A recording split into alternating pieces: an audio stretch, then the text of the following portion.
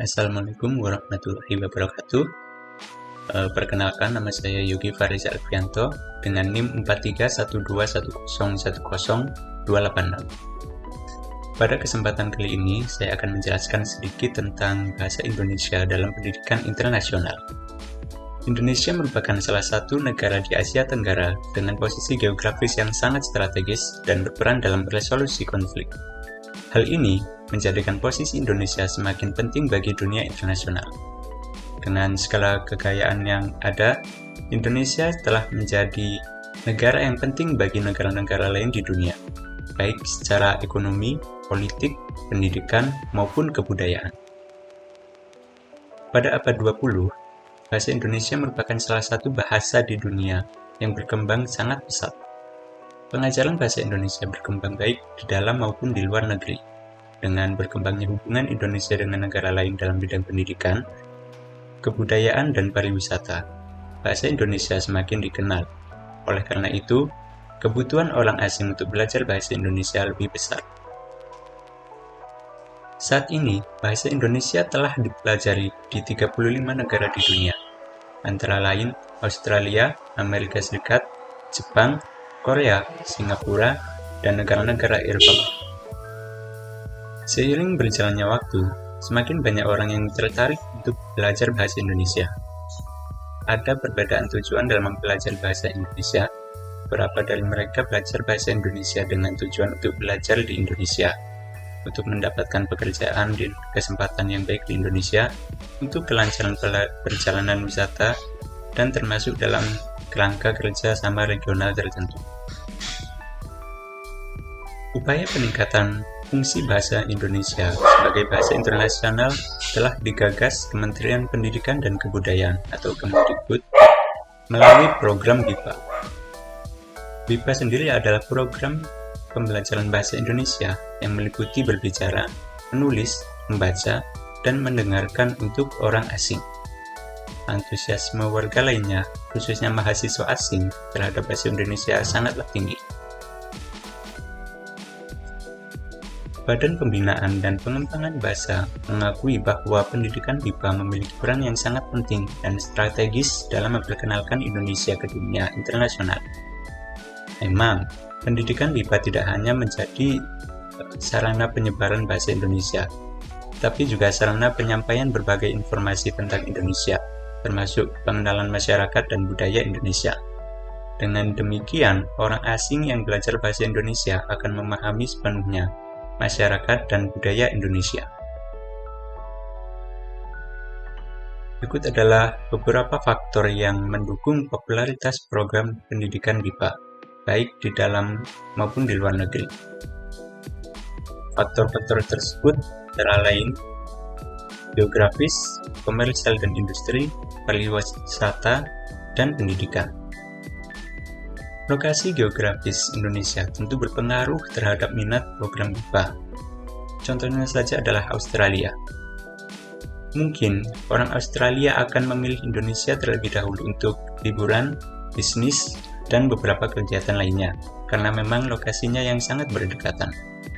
Kedekatan ini akan mendorong warga Australia, individu, dan organisasi untuk belajar bahasa Indonesia. Dari segi komersial dan industri, jumlah penduduk Indonesia yang sangat besar, berpotensi untuk memperdagangkan barang dan jasa dari luar negeri ke Indonesia. Apalagi dengan terbukanya pasar bebas, seiring dengan arus barang dan jasa dari luar negeri, bahasa Indonesia akan menjadi semakin penting karena keberhasilan suatu transaksi akan ditentukan oleh kemampuan berbahasa Indonesia. Dengan demikian, peran program BIPA akan semakin penting. Dari segi pariwisata, keindahan alam dan keragaman budaya Indonesia menarik minat orang asing, baik wisatawan, pebisnis, maupun peneliti. Selain melibatkan penelitian di berbagai bidang, semaraknya program BIPA di luar negeri akan membuka peluang untuk memberikan pelatihan BIPA bagi guru di luar Indonesia, serta membuka peluang bagi orang asing selain menempuh pendidikan sarjana, pasca sarjana, dan doktoral di perguruan tinggi. Untuk tujuan ini, tingkat kemahiran berbahasa Indonesia yang tepat sangat diberi lampu. Di sisi lain, tentu ada hambatan dalam usaha pengajaran BIPA. Hambatan yang pertama adalah beberapa kebijakan pemerintah di luar negeri, misalnya Timor Leste, khususnya di lembaga pendidikan yang membatasi penggunaan bahasa Indonesia. Mahasiswa yang sebelumnya harus menulis tesis dalam bahasa Indonesia, ini diwajibkan untuk menulis tugas akhir dalam bahasa Tetun atau Portugis. Hambatan yang kedua adalah bahan ajar dan fasilitas penunjang pembelajaran yang terbatas. Bahan ajar merupakan salah satu unsur penting dalam pembelajaran. Ahli menyarankan bahwa bahan ajar dapat membantu mencapai keterampilan dan tujuan pembelajaran yang diinginkan. Keterbatasan jumlah bahan ajar membuat siswa sulit mengakses dan menggunakannya, yang mengakibatkan siswa tidak dapat belajar sendiri. Hambatan yang terakhir dalam pengajaran BIPA adalah keterbatasan yang dimiliki pelajar. Sebagian besar manajemen BIPA menawarkan keterbatasan yang mempengaruhi hasil belajar. Sebagian besar pelajaran memiliki kemampuan kognitif yang tidak terlalu baik, yang menyebabkan efek berbahaya dari proses pembelajaran Indonesia. Beralih ke segi peluang, program BIPA akan membuka lapangan kerja baru, baik berupa perusahaan pengelola kursus maupun tenaga pengajar. Apalagi, BIPA berpotensi menciptakan bidang ilmu baru yang setara dengan pengajaran bahasa Inggris kepada orang asing. Sebagai bidang baru, akan memungkinkan berkembangnya kajian baik penelitian maupun pemikiran yang berkaitan dengan metode pengajaran BIPA, materi pembelajaran BIPA, linguistik BIPA, kajian budaya BIPA, dan sebagainya. Keberlanjutan program BIPA sebagai bisnis akan sangat ditentukan oleh profesionalisme program dan profesionalisme pengelolaannya. Sebagai program pendidikan, program BIPA harus memiliki kelengkapan sebuah lembaga pendidikan, baik dari segi software berupa program maupun hardware berupa infrastruktur. Dalam pengajaran bahasa Indonesia di luar negeri, itu berarti bahasa Indonesia diajarkan sebagai bahasa asing. Dari sini dapat dilihat bahwa ada prinsip yang sangat berbeda antara pengajaran BIPA di Indonesia oleh pengajar dan untuk orang asing. Pada saat ini, bahasa Indonesia sangat diminati dan karenanya banyak negara membuat bahasa Indonesia menjadi salah satu mata pelajaran. Berikut ini adalah contoh negara yang mengajarkan bahasa Indonesia. Yang pertama adalah Australia. Australia merupakan salah satu negara yang mengajarkan bahasa Indonesia sebagai mata pelajaran di sekolah. Bahasa Indonesia bahkan telah menjadi mata pelajaran wajib bagi siswa di Newport Lakes Primary School atau NLPS.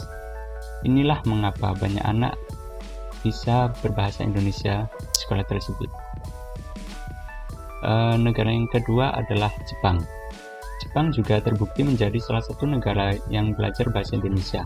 Hal ini dibuktikan dengan adanya program studi bahasa Indonesia di Tokyo University of Foreign Studies atau TUFS.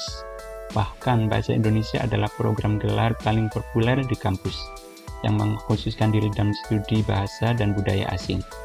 Namun, tidak semua orang bisa masuk dan diterima di program bahasa Indonesia di kampus ini. Untuk kesimpulan, bahasa Indonesia menjadi salah satu bahasa yang paling diminati di dunia. Hal ini dikarenakan posisi Indonesia yang menjadi semakin penting di dunia internasional. Ditambah lagi dengan segala kekayaan dan potensi alamnya, Indonesia telah menjadi negara yang penting bagi negara-negara lain di dunia, baik secara ekonomi, politik, pendidikan, maupun budaya. Dalam pengajaran bahasa Indonesia di luar negeri, tentu terdapat beberapa hal yang mendukung, begitu pula dengan hambatannya. Popularitas program pendidikan BIPA ini disebabkan beberapa aspek, antara lain aspek geografis, komersial, dan industri, pariwisata, dan pendidikan. Dan untuk hambatannya, seperti yang dijelaskan tadi, yaitu beberapa kebijakan luar negeri, terbatasnya fasilitas, bahan ajar, dan juga pengajar. Untuk saran, kita sebagai penutur asli bahasa Indonesia harus berbahasa Indonesia yang baik dan benar. Kita juga harus bangga terhadap bahasa Indonesia dan juga budaya-budaya Indonesia. Kita yang sudah dari dulu berbahasa Indonesia harus tetap melestarikan budaya-budaya Indonesia, termasuk bahasa Indonesia. Karena banyak orang asing yang ingin belajar dan lancar dalam berbahasa Indonesia. Terima kasih dan wassalamualaikum warahmatullahi wabarakatuh.